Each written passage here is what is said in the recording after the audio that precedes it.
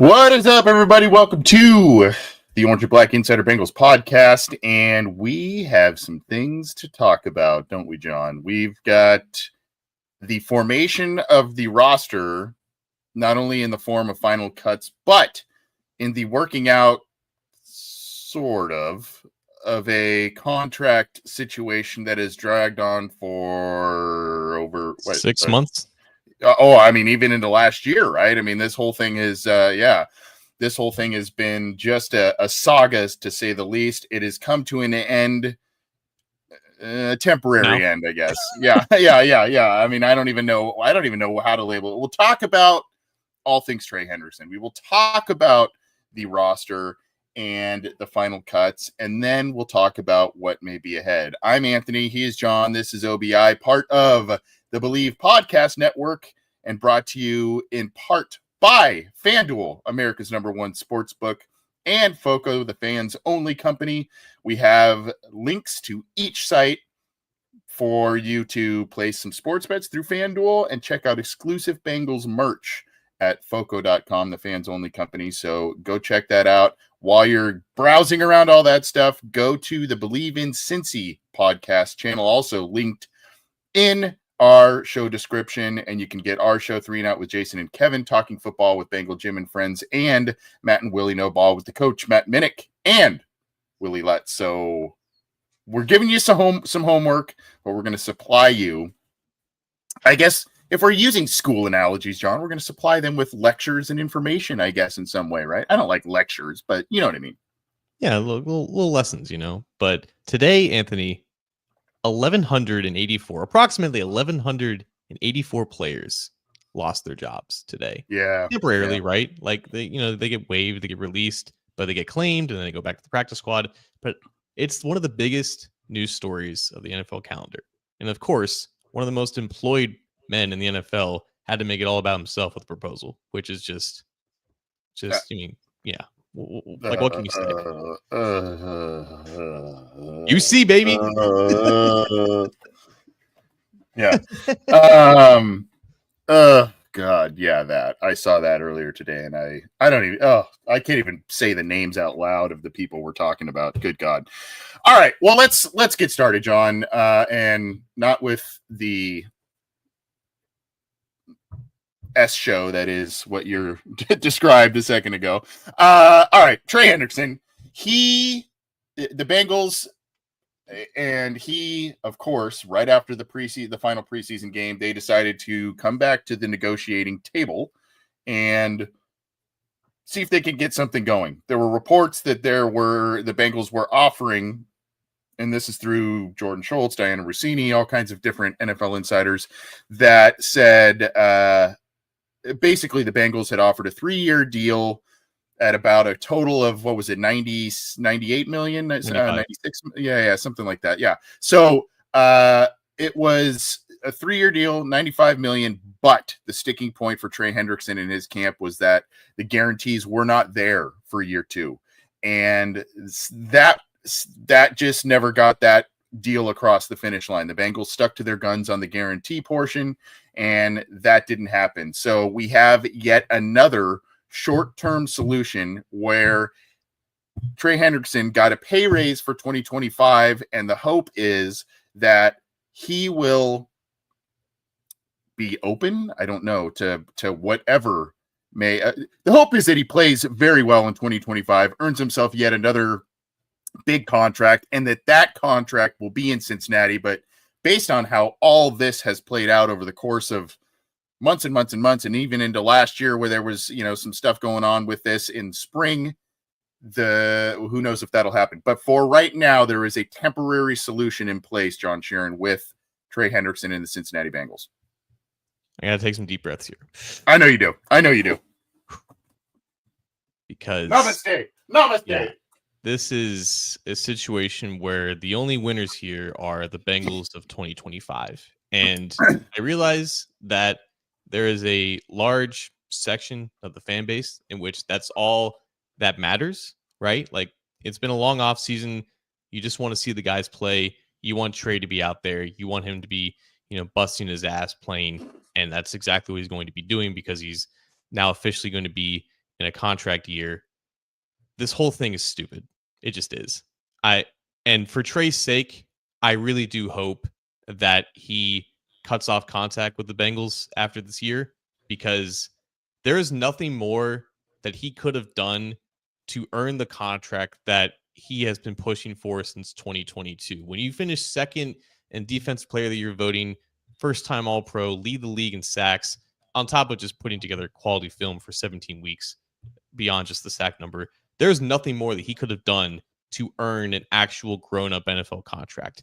And the Bengals still didn't want to give it to him because a 3-year, $95 million deal without any guaranteed money beyond the first year is not a 3-year deal for someone who's 30 going on 31, especially when the idea, the unfortunate reality, possibility of injuries are always in play. The Bengals didn't want to commit to Trey beyond this year.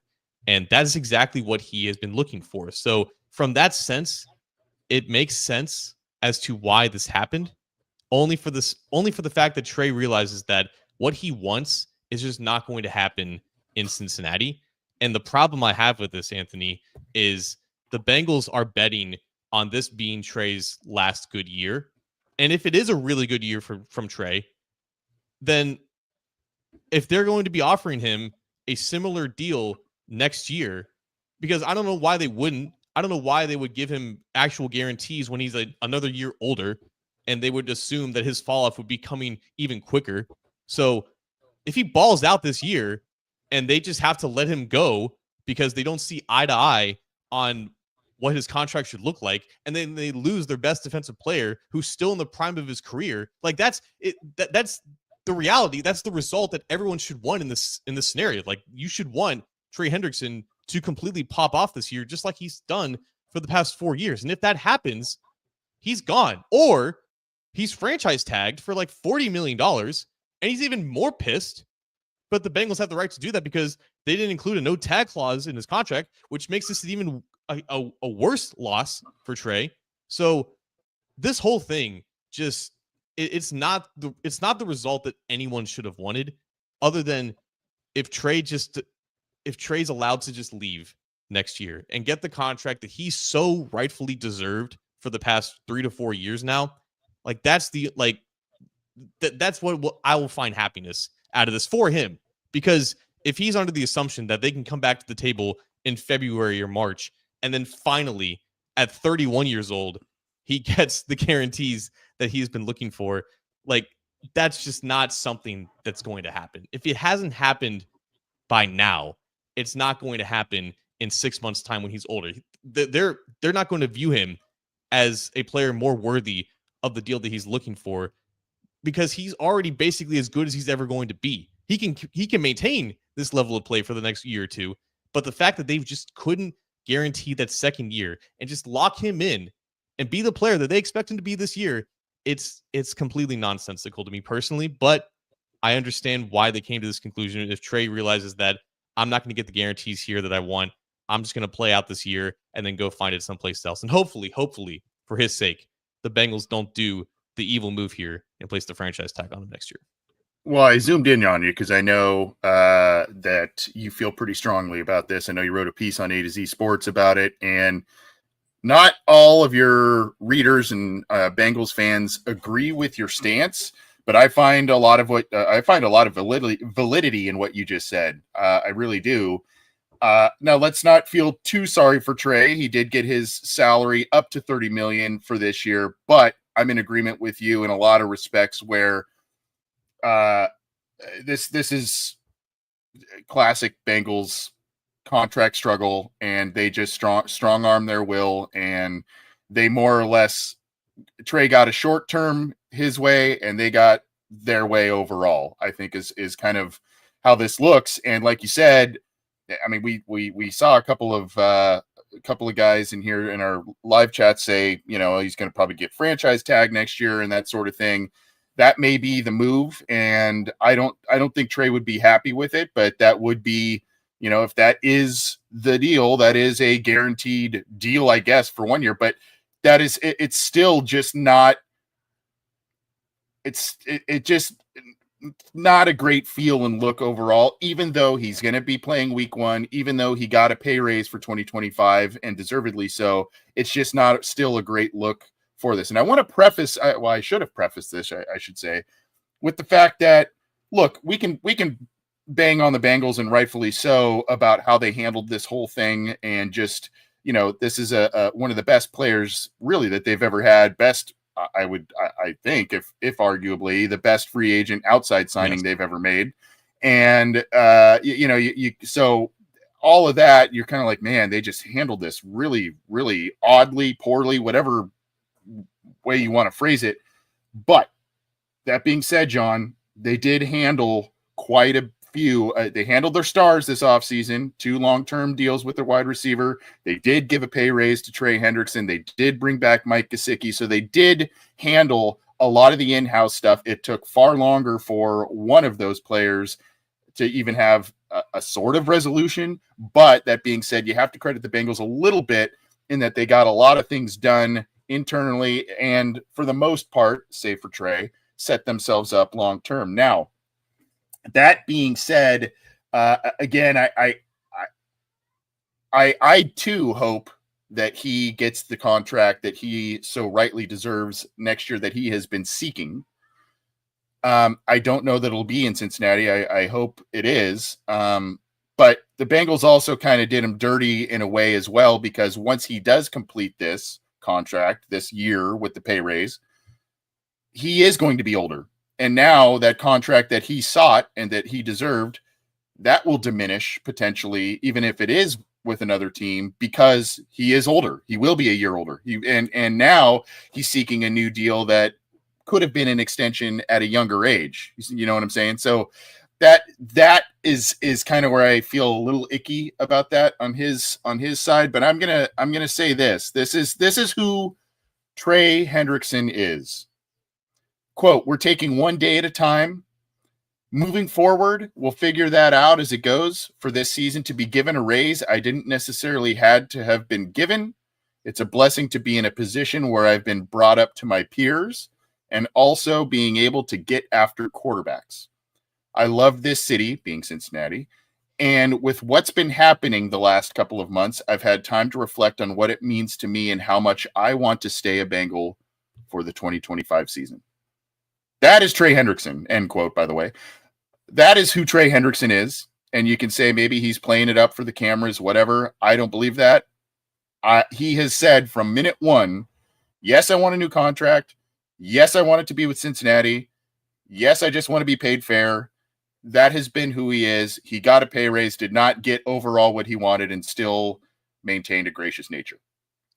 They're very lucky that he is the person that he is. And he had every right to stand on his soapbox and demand the respect that his peers have earned from other teams around the league.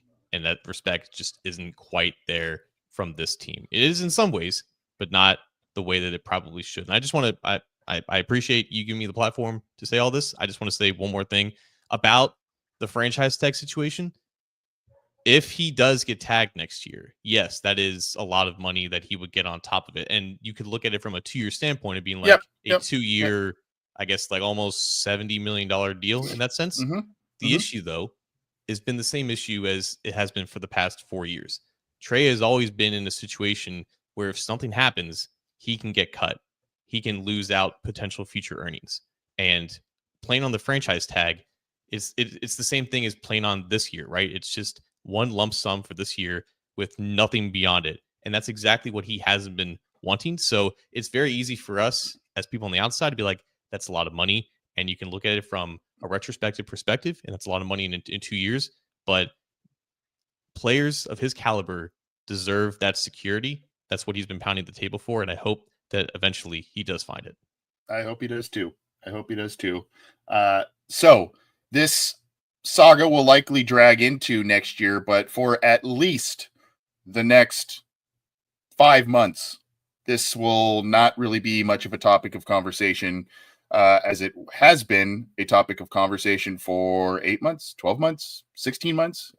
So we're sick of talking about it, quite honestly. I mean, it gives us stuff to talk about, but we're sick of talking about it and there not being updates. And then the final update comes, a resolution comes, and it's not really what everybody wanted. Still, he will play with a pay raise in 2025, $30 million.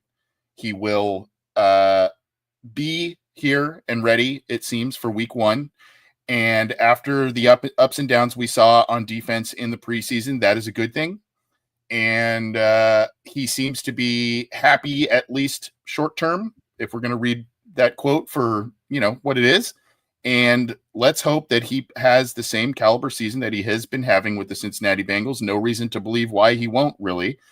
And hopefully he solidifies that defense, and this team now can focus on starting hot, getting to the playoffs, getting through the playoffs, and to the Super Bowl. And he will be a big, big part of that should he play to his normal level, knock on wood, stay healthy. And the Bengals just have to handle this however they see fit and how Trey sees fit next offseason. It is no secret, and unfortunately, I don't want to keep running in circles with this. It feels like, and I think I've said this before, it feels like the Bengals are holding Trey's love for the city and desire to be a Bengal against him in these contract negotiations. They're using that as leverage a little bit in their negotiation, and his public expressing of wanting to be in Cincinnati. They've kind of used that against him a little bit. Regardless, it's done for now. This is probably going to be readdressed in February, and where it will go from there, we don't know. Maybe it will be a franchise tag. Maybe it's a franchise tag. Work on a long-term deal. Maybe it is a tag and trade. Maybe he goes, they just say we're just way too far apart on things and you go get your contract elsewhere. So any other thoughts from you, John? I know you are very passionate about that, as am I, about this. But for now, there is a temporary solution in place. Yeah, and I will say this too. Like, I'm impressed that this reached a resolution before maybe next week. So he gets a full week of practice. He gets to return. He's been involved in practice too. Obviously, he's been working out and making sure that he's in as much of a game shape as possible. But, like last year, Jamar Chase was just now returning to practice, but he was still kind of very much in the clouds of like whether or not he was going to get paid. So in the Bengals defense, and I guess that I have to announce that because I've been kind of going against them for the past 15 minutes. In the Bengals defense, they are now to the point where there's just nothing stopping them from focusing on the task at hand. And that started today, obviously, with cutting the roster down to 53 players. Yep. And I mentioned leverage that the Bengals may have been using against Trey. Trey may have been using a tiny bit of leverage of the slow starts and everything. And what we saw didn't see from the defense, however vanilla the schemes were in preseason. And so, like you said, the urgency, although it wasn't done in early summer, spring, that sort of thing, getting him back to practice with, a week or so before the first week to get into a little bit more closer to game shape, et cetera, that is a plus to this as well. And like you said, John, the Bengals did make some announcements on their final roster here Tuesday afternoon. I'm going to share a screen here that shows, this is from courtesy of Bengals.com. These are the moves that they have made, and we'll talk about surprises, not surprises, etc. You can see here Bengals, and this is again courtesy of Bengals.com. Bengals made a couple of moves here, placed 2 players on the injured reserve list. Dejon Anthony has a hamstring issue. He is designated for return, as is Cedric Johnson. Calf issue, designated for return. On the PUP list is Eric All. We don't know if and when we will see him this year. Probably not, but we will see. He is on the PUP list right here. They terminated the contracts of 3 vested veterans, and they could re-sign with the Bengals, but they are free to sign with another team. Gary Brightwell, the running back. Jalen Davis, a guy who has been up and down and on the roster and active and practice squad all over the place. Linebacker Joe Giles Harris as well. First one is a little bit of surprise. We'll talk about that. Long snapper Cal Adamitis, Devin Cochran, the tackle, Andrew Coker, the tackle, Caleb Etienne, who got hurt in that final game. He was waived as an injured player. Raymond Johnson, another guy who's been grinding to get on this team. Safety Jalen Key. Jackson Kirkland, a guy that they seem to just kind of like a lot, but he just has not done enough to land him a solid spot on the roster. Braylon Lux, the corner. Wide receiver Jamoy Mays. Tanner McLaughlin, this one pains me a little bit, but he is injured. Seth McLaughlin as well. No relation there. You can see a little bit of a different spelling of their last names. But he was coming back from an injury as well. Kendall Milton, who played pretty well in that finale against the Colts, he was let go as well. You have, unfortunately, wide receiver Jordan Moore, linebacker Mayema Jong Meta, Kendrick Pryor, the wide receiver, who was been showing some things. Desmond Ritter also, they just, they trust the backup quarterback situation that they have had over the past few years and how that has played out. Defensive end Isaiah Thomas, Cordell Volson, they let go, obviously injured, and he was probably not going to be playing the rest of the season anyway. Suffered an injury there, and he is now waived as an injured player. Isaiah Williams as well, another guy that some people thought could make a run, but with Mitchell Tinsley playing the way he has, they felt that he was the strongest player to round out that wide receiver group, and so those are the moves the Bengals made. Surprises to you, John Sheeran? In terms of the guys that they cut, not necessarily. I thought that with the offensive line, obviously Seth McLaughlin looked really well once he came back from injury, but it seemed like he just missed a little bit too much time, and it's tough to keep 3 centers. But Jackson Kirkland and Cordell Volson being cut, I thought was a little bit surprising that they weren't going to keep Devin Cochran. Andrew Coker, one of their backup tackles, played really well in the preseason, but he's also gone. But they have 8 offensive linemen right now, Anthony, and I think that was one of the biggest surprises. I think it signals about maybe a move coming in the coming days, or at least a move that they plan on making in terms of waiver claims. But this offensive line room, it had a lot of bodies in there, but not a lot of bodies that they apparently trusted. And I think Volson's injury probably played into that a little bit as well. It's interesting that they just waived him instead of placing him on the reserve list. I think it could just be a situation where, like his contract is expiring and they want to give him like a shot to maybe land someplace else. But obviously he's not going to play for really anyone this year unless he returns really late in the postseason or anything like that. But that's an Evan Era, a 3-year starter, a 4th-round pick who, gave them quality snaps here and there. But, the injury was just really unfortunate timing. And right now they're just really thin at offensive line, probably by design. And I think that's fine if the players that you could have kept just weren't necessarily worth a roster spot in the first place. So I'm interested to see where they go from there. But obviously, everything else, we knew that Mitchell Tinsley was going to make the team after week 2 against the Commanders. Isaiah Williams, I think, was always in that mix, but I think Tinsley, like you said, just made some more plays.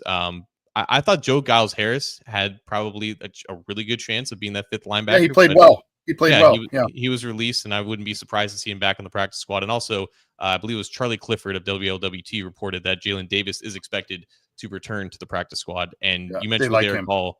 You mentioned with Eric Gall, he's on the reserve PUP list, so he's out for the season. Like the Dajon Anthony and Cedric Johnson, they are designated to return. You get 2 exemptions of guys that you place on IR immediately without having to carry them on the 53. Like in the past, you had to put them on the 53 in order for them to be then placed on IR so they can return. But they are now placed on IR with the hope that they can return in 4 weeks. So those are the 2 designations. No one who's on the team right now is going to go to IR, which is good. Yeah, and those are two, soft tissue injuries I think that they both have, and so they're gonna play that. And it is, as you mentioned, how that works out roster wise. It is kind of nice, a little nice loophole that teams can utilize as they finalize their roster. We'll talk about what may be next, but the big question now, John, of course, aside from how is the defense going to play, the other big question: are the Bengals going to start off hot, or are they going to start off sluggish? But the big question is right guard. And so you've got kind of a mishmash of veterans and a rookie in there. The rookie, Jalen Rivers, when he's been in there at right guard for not playing that position, he has done pretty well at times. He's looked okay. Patrick, as we know, has not been looking all that great. He did have an injury at one point in camp. You got Cody Ford lingering out there, that sort of thing. So, and I know we're getting some questions about Dalton Reisner and other stuff too, but that remains the big thing right now. Dylan Fairchild looks like the dude. He played very well this preseason. You know what you're getting for the most part from the rest of the guys. Mims, of course, still a young guy, but he looks the part as well at right tackle. So that's really the area where you say, okay, that's the big question mark. And what I don't know how they're going to attack it early on, and I don't know if this first week or two will be kind of a litmus test. Let's see what we've got, and then we can go out if there is still a street free agent that makes sense. Get them on a deal that isn't the fully guaranteed deal because it's not a full season deal, and then bring that veteran in if it's not looking good there. I don't know if that's the plan, but right now, that's what I kind of feel like is their approach. I feel like they're going to give one or both of those guys shots to play, depending on the performance of each, probably for the first week or two. And then if there is a Dalton Reisner sitting out there, something like that, maybe they make a move there. I 100% agree. I think like with Reisner, like he reportedly was taking a visit with Seattle. I don't think that's actually happened yet. It just doesn't seem like his market is basically existing at all, which explains why the Bengals didn't really offer him that much. But I also don't think that they saw him as an immediate upgrade over who they have right now, which I don't necessarily agree with. But that's beside the point. I think that after this camp of realizing that Jalen Rivers has something to offer at a new position, Lucas Patrick is obviously the more experienced player. I think you and I would both be shocked if there were two rookie starting guards going up against Myles Garrett and the Cleveland Browns in week one. So it seems like it's Lucas Patrick who's going to be out there so long as he's healthy. That's still an injury situation to kind of watch for. But you're right. Like, see how the first week or two goes. If Reisner's still out there, like that's how he signed with the Vikings in the first place. He signed in September, like 2023, I want to say. So this is just, again, standard operating procedure for him. He's been through this before, but also like right now, like they're probably scouring the waiver wire, looking at other guards who have been released. And if they do sign a guard, it could be like a guy like Cole Strange, who was obviously playing under Scott Peters last year for the New England Patriots, former first round pick. It could be somebody like that. If they do add a guard, it does seem like, Anthony, if they were to move down a player maybe to the practice squad, they have 11 defensive linemen right now, including 6 defensive tackles, including both Howard Cross III and Eric Gregory, 2 undrafted free agents from this year. Gregory is really loved in that locker, in that front office and the personnel department. And Cross, I think, was always right there in terms of making this team legitimately, along with Taven Bryan. And then Bryan got cut on Monday, and it seemed like Cross had the inside track of making the team, and it turns out that he did. So I'm interested to see if both of those guys stay on the roster, if they do add a guard or maybe a potential safety because of Anthony's injury. And PJ Jules, one of the best stories of the offseason, ends up making the team because of Anthony's injury as well. So I would expect to see potentially 9 offensive linemen and 10 defensive linemen when week one actually rolls around. And I'm interested to see if either Gregory or Cross goes down to the practice squad whenever that's finalized. Yeah, I think they want to keep both in sub capacity there. Cross, didn't he have the big play last week, but also had it, he had the interception, and then he had it stripped away type of thing. Obviously there's the Al Golden connection there too from Notre Dame. So that I think they want to keep their hands on both of them if they, in some capacity. But I agree with you. There are a couple of names, and we have seen Zach Taylor be more, I would say, far more aggressive in waiver wire pickups than what we saw with Marvin Lewis. Marvin Lewis did some of those, but not to the same amount, I think, that that we've seen Zach kind of tinker with the roster last second there.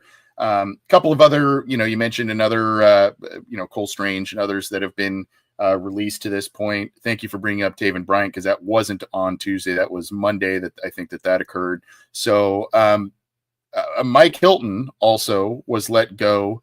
Was it by the Dolphins? And so he now is a free agent. Some people are saying, does that make sense in some capacity for the Bengals? He is set to visit, per Jordan Schultz, NFL Insider, he is set to visit the Colts soon. And we know that Lou Anarumo is now the defensive coordinator over there. So that would seem very likely that there is a reunion there, but that may be something the Bengals explore, but they never really seem to be interested in re-signing him this offseason. So I'm not really sure, unless something happens in the next week or so that's jarring or surprising, that a reunion there will take place. But I'm in agreement with you. I don't think they're fully done with the roster, but they I'm curious about this, because he was the first name on the list. I think he was, maybe because it was alphabetical, but Adamitis and William Wagner, now the long snapper for the Cincinnati Bengals,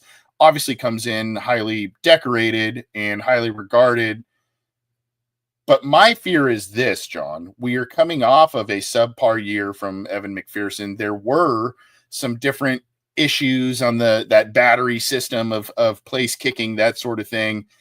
Things seem to be going pretty smoothly for McPherson in this offseason, this preseason. Still, we've got another season where a member of that changes, and they have to, you had Rico step in last year as a rookie. Now you've got a new long snapper this year. That just worries me a little bit based on what we saw from the place kicking last year.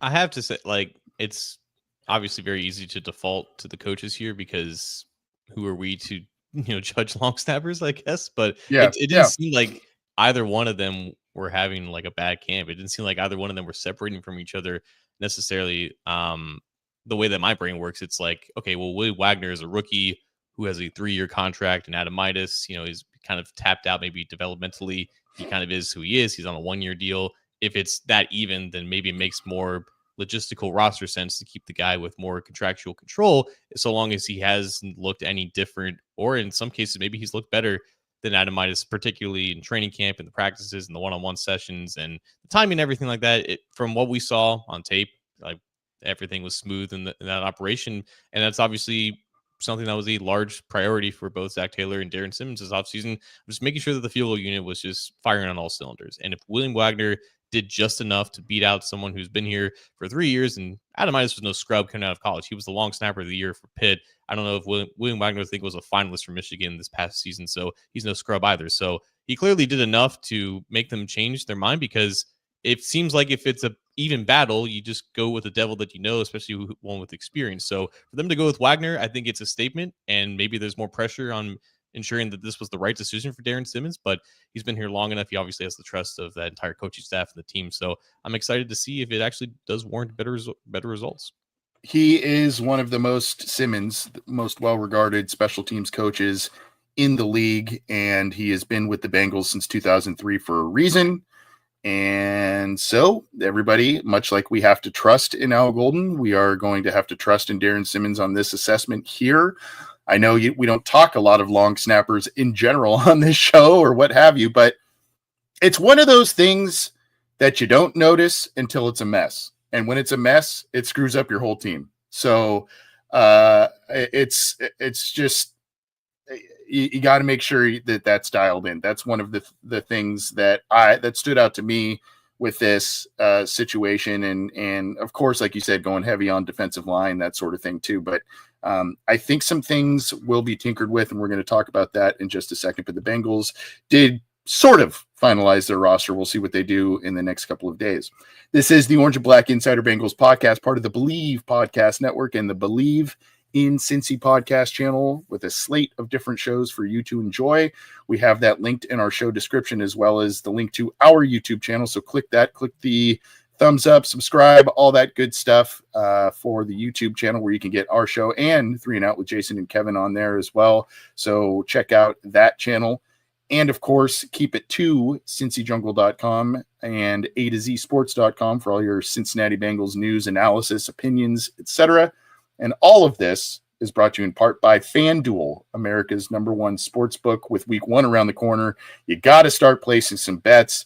It's a tough one on week 1, John, because there are teams that win that end up going 4-12 or 4-13, whatever, and there are teams that lose that end up going really far in the playoffs. So it's hard to figure that out in week 1, but you got to go to FanDuel to make those decisions, make those bets, help you find the way to make some money at America's #1 sportsbook. And then, of course, we're also brought to you in part by FOCO, the fans only company. Go to FOCO.com and check out the exclusive line of Bengals merch that you can't find anywhere else at the fans only company, FOCO.com. Okay, so we talked a little bit about the right guard. I guess I'll just say this, or I'll ask this. Do you actually think, and you mentioned the market for Reisner is not that hot, and it hasn't been throughout this entire offseason, otherwise he would have been signed. Do you think he ends up a Bengal overall? And is he kind of that week 2 signing that they bring in? Or do you think that somehow maybe they find something, whether it is Jalen Rivers stepping in as a rookie or Lucas Patrick just getting his feet under him for the regular season? Maybe it is Cody Ford who has to step in there. Do you think that do you think Reisner ends up a Bengal? I've been really bad with predictions lately, so I'm going to say no, because I think that his whole process is like, I'm going to wait out until I find the right opportunity. And if the Bengals don't view him as a starter now, I'm not sure how bad Lucas Patrick needs to be for them to change their mind on that. But also, yeah, I really do think that Jalen Rivers pleasantly surprised them. And it's I loved the pick for them in the 5th round, mainly for the future. So did I. There were some that thought that he could be their best right guard right now. And I thought that was a little bit generous. Not to say that, like he wasn't good. Like it was more along the lines of like, okay, like he's still a rookie who's learning that position for the first time. Let's give him some time. Wasn't necessarily a compliment for the other right guards in that competition in general. But I think that they saw enough to give him basically the first chance if Patrick fails. And Patrick's going to have to fail like dramatically, I would say. I don't know how long or short that leash is. But if Rivers didn't at least impress the way that he did, I think there would be more urgency to go out and get someone. Unfortunately, though, as we all know, there aren't just quality guards just out there for the taking at this point, not even in waiver claims. Linemen in general, offensive linemen in general. Everyone is hoarding them as much as possible, and it's just a problem the Bengals can't seem to get over. Like they were able to get Max Sharpening a couple years ago, and he played a couple of games and he even played in the playoff game, right? So it's very rare to find a solid solution at this point in time at that spot. Reisner appears to still be the best guy, and I think he, even if you want to call him a marginal improvement over Lucas Patrick, I think it's still a worthwhile improvement to make, but I just don't know if they see him as that. And I think the fact that Rivers showed promise there, it makes them a little bit hesitant and said, you know what, we're good for now, but if both of them don't look as well as they could, then I think the desperation for Reisner is going to be a little bit more. Yeah, and they may have visited with him and realized that the market just has not been hot for him and said, okay, well, you may have another couple of visits lined up, or you may have some other teams calling on you at this time of year. Go see what they offer you, and we'll kind of circle back with us, and we'll see if it makes sense or not. But I still maintain the stance that I said earlier, which is I think that if he is to be a Bengal, it will be after that week 1, week 2, where they don't have to pay a fully guaranteed contract to him. May or may not be fair or the best situation for Reisner in that regard. But, if he can come in and potentially compete for a starting spot, if the Bengals need that, and right now that's a big question mark there. So we'll see what happens. There was someone, I have to scroll back up and try and find the comment, but someone kind of alluded to the fact that Zach and Al Golden basically said, we're not going to show anyone too much in the preseason, and that may lead to why the Colts backup unit got 41 points, and they had that bad game against the Eagles, that sort of thing. How much do you buy into that? Do you think, I mean, was that just kind of smoke and mirrors in the preseason, and we should see marked, vast, whatever improvement, or is this unit just still kind of what it is, and it's high potential with the athletes they have, but still very raw and a lot of new faces? I do believe that I always get this phrase wrong. Is you keep your cards close to your chest or your vest? I think it's vest, I right? think it's vest. It's vest, I Yeah. think. Yeah, I do believe that they kept their cards very close to their vest, because what we saw out there was barely reminiscent of any sort of NFL defense. The issue, though, and we've talked about it, is that a lot of the issues didn't necessarily have anything to do with scheme. Guys were still getting blown off the ball and they couldn't tackle. And Yep. I don't know if that was just like it didn't seem like the reps that they got were necessarily worth it. If they weren't out there executing what they've been practicing in training camp, they were just out there getting cardio, and just didn't put good tape out there. So I don't know how useful the whole process was of having the starting defense out there for, very brief moments of 2 games and just looking embarrassing.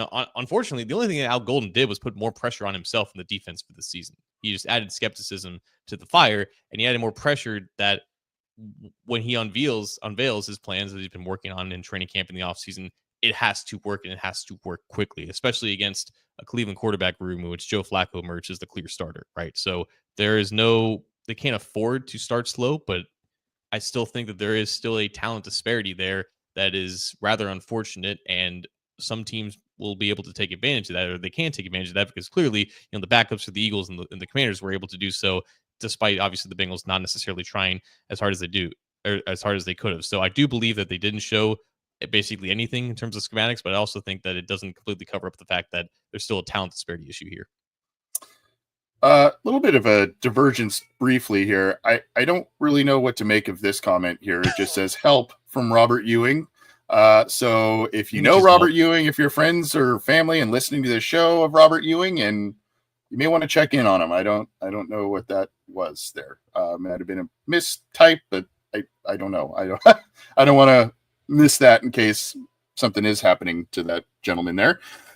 Anyway, but let's I'm in agreement with you. I do think there's going to be more, obviously, that's shown. There were starters that were out of the lineup, namely Trey Hendrickson, but still, some people are saying, "Oh, you're hating on the Bengals because of how they performed here." Well, yeah, but at the same time, you have to understand the level of skepticism that is naturally there because of how the team has performed on that side of the ball the last 2-3 seasons, really. So, I guess 2 seasons. So the Bengals need to get things in order and get them in order quickly. I do like this from, I believe it was Chris Whitman, who said, healthiest we've come out of the camp in a long time. I do believe the Bengals are in a good position for the most part on the health front, but again, there are just still some question marks. Are there some other names? I know we still have to comb through all of the cuts here, and we mentioned a few names, but any other names that we did not mention that you feel may intrigue the Bengals in some front that you saw floating out there? Oh, like around the league? Yeah. Yeah, like I said, Cole Strange, I think, is a name to watch just for the draft status. Damian Martinez was a running back out of Miami. He was surprisingly cut. Gabriel Murphy, the edge rusher from the Minnesota Vikings, he's also on the waiver wire as well. I think it's interesting right now with, obviously, like Trey, he needs to get kind of reacclimated a little bit. Miles Murphy is dealing with, I believe, I actually don't know if it's 100% if it's a knee injury or not, but I'm interested to see if he returns to practice this week or next week, or if he's going to be able to go at all for week 1. So that could be obviously a move that they make to just bolster up some depth there, or maybe bring up a guy on the practice squad. So Gabriel Murphy is intriguing. On the offensive line, Logan Brown was a guy I really liked coming out of Kansas this year. He was like a late pick or maybe an undrafted free agent. He got waived as well. Luke Kandra, UC guy. Could make the Panthers roster, but there's a guard there that just knows what to do. So there's some names here and there, and again, they're 17th in the wire order, which is the same as the NFL draft order from this past year. So I would imagine that they would make probably multiple claims, and they're not going to get every guy that they want. But I just have to imagine that either an offensive tackle or an offensive guard comes to this team, because I think someone said it in the comments as well. Like, Cody Ford right now is basically their only backup tackle. And obviously there's a level of trust there that they have in him. But with Amarius Mims and Orlando Brown Jr., guys that had injuries last year, I just can't imagine that they feel too comfortable about their tackle situation as a whole in terms of depth. Yeah, Michael Hester in the Cincy Jungle Facebook says, have you heard anything from picking up offensive tackle Trent Brown? He was with the Texans, and I think he was released as well. So I don't know that he will be back on the Bengals radar, but he may be a guy again, just,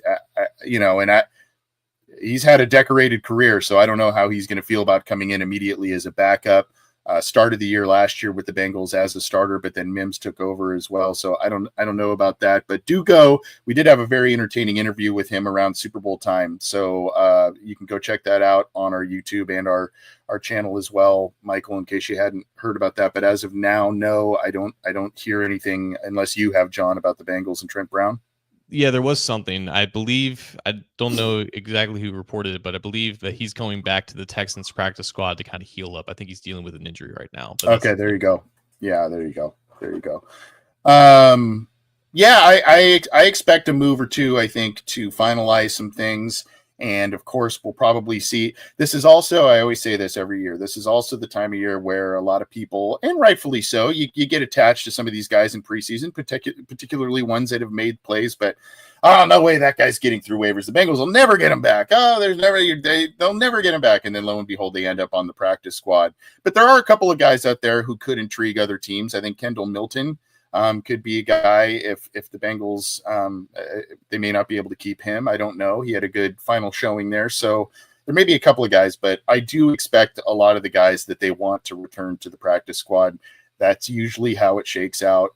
But that doesn't also protect them from getting plucked later in the year should a team want to put them on their regular season roster. Yeah, like if you guys are listening to this on Wednesday, like the practice squad is probably out by now. It's usually finalized like Wednesday afternoon. But for the sake of this exercise, like just going through some of these names, Jalen Davis is going back to the practice squad. I'd be shocked if Joe Giles-Harris isn't back there. I honestly wouldn't be surprised if Cal Midas goes back there as well in case something happens with William Wagner, in case like the moment's too big for him.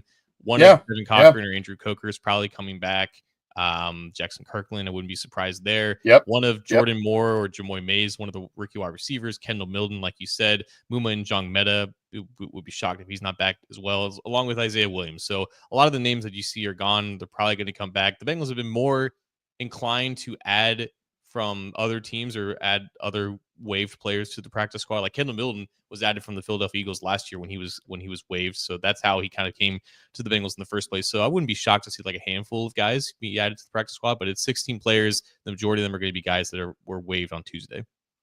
Another good one from David Gabbard here, and a guy, by the way, David's listened and watched our show for a very long time. Thank you for the support, David. If we lose Milton, we should claim Estime from Denver. That was a guy, Audric Estime, also Notre Dame guy, right? So there may be connection there.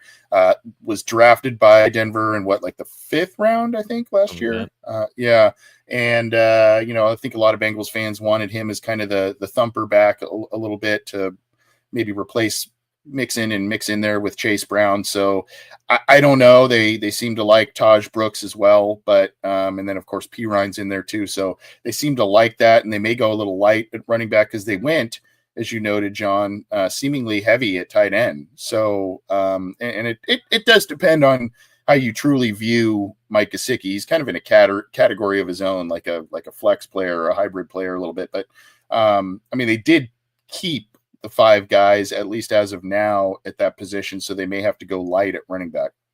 Yeah, I think 5 was probably the expectation, considering that Gesicki's just not a tight end. He just isn't. And Tanner Hudson is his backup. And Tanner Hudson did play a lot of special teams this preseason, though. So I don't know if he's the guy who's going to be inactive. You're not going to have 5 tight ends active on game days. But Cam Grady has value as an inline blocker. I would go as far to say that he's almost better at that job than Drew Sample at this point in his career.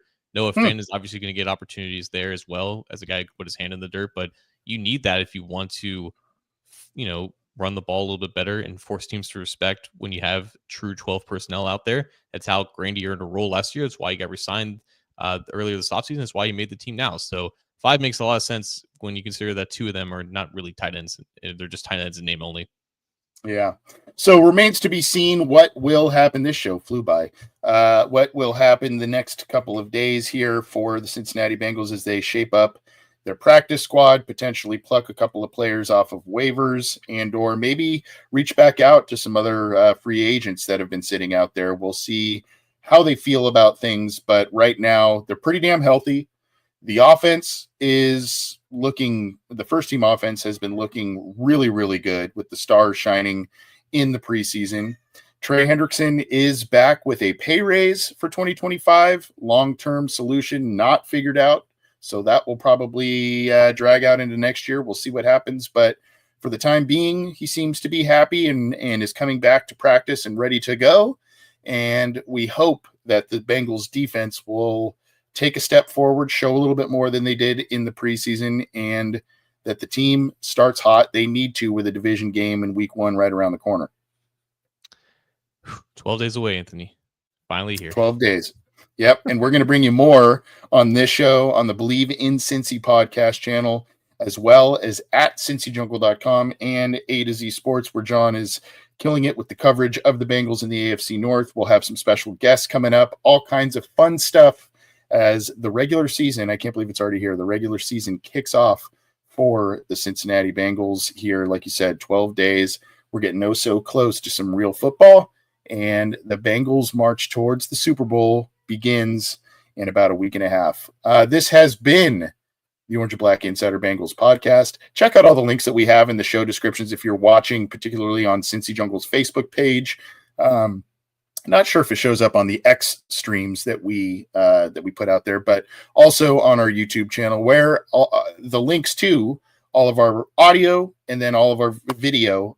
You can click those, subscribe, do the thumbs up, leave us a hopefully a positive review, all that good stuff.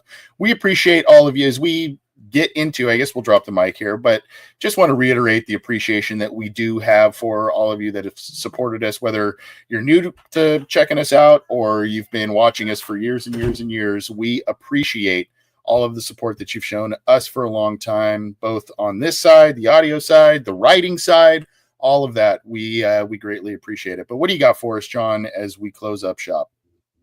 Nothing too special, but I did want to address a player I forgot to mention when rambling off players that are likely to go back to the practice squad. Seth McLaughlin obviously should be in that category, and I think he's probably this year's, like you said, like, oh, there's no way that guy is going to get through waiver claims. I will say that it definitely works in the Bengals' favor that they've seen him recover from his torn Achilles. They've been very in tune with him. They know his medical better than anyone else right now, and I think that's going to give them an advantage, and why teams may not want to jump at him because there's that unknown with it because he just came back. So I would 100% expect Seth McLaughlin back on the practice squad and see what he can do in 2026. Yeah, and there's for some of these types of players that the Bengals have either had, these offensive linemen that they've come from big programs, they were late draft picks or undrafted. The Bengals could have a nice cupboard of players. If you talk about Jalen Rivers, if he, ascends to a quality starting level, you've got Matt Lee, you have Seth McLaughlin. I know there's a lot of time still there to be, you drafted Mims. I mean, the Bengals could, if these guys, particularly these late picks, undrafted guys, some of these guys start showing some things, they could have a nice little stockpile of kind of some diamonds in the rough offensive linemen if things play out pretty well. Came from big programs and just other factors, be it size, injury, that sort of thing, positional fit, all those things have kind of played into factors as to why those guys were late picks or undrafted. But I kind of am thinking about it. I am excited about like the three that I mentioned. I know Mims obviously first round pick, but those guys could provide some value down the road for minimal investment, Dear God, they need it. Dear God, they need it. Let's hope for once the optimism around the offensive line is actually fulfilled. Yeah. Well, we're going to get out of here. Everybody enjoy the rest of your Tuesday. We'll be back later this week with another show and talk about things to kick off your Labor Day. and hopefully you do enjoy your Labor Day with family, friends, be safe, all that good stuff. And we will see you soon. See you, John.